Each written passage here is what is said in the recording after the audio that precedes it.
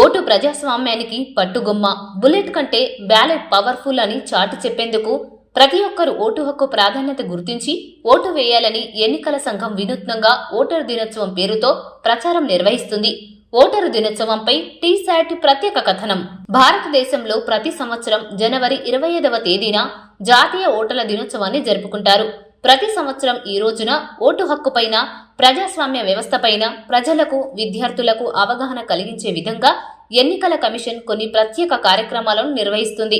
2011 జనవరి 25 నుండి ఎన్నికల commission foundation రోజును గుర్తించడానికి దీన్ని ప్రారంభించారు.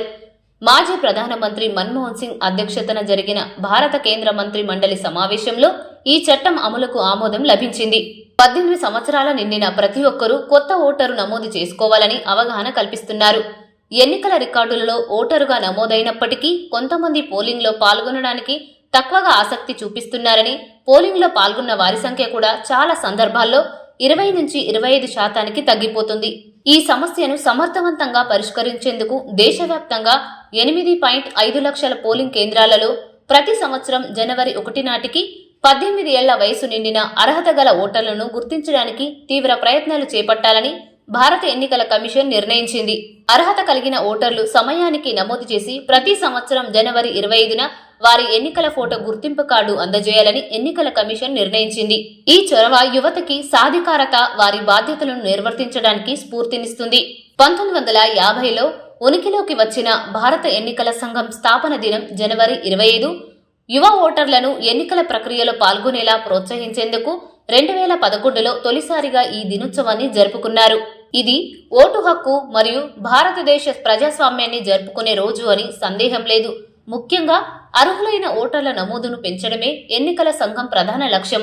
ఇంతకు ముందు ఓటరు అర్హత వయస్సు 21 ఏళ్లు కాగా 1988లో దానిని 18 ఏళ్లకు తగ్గించారు.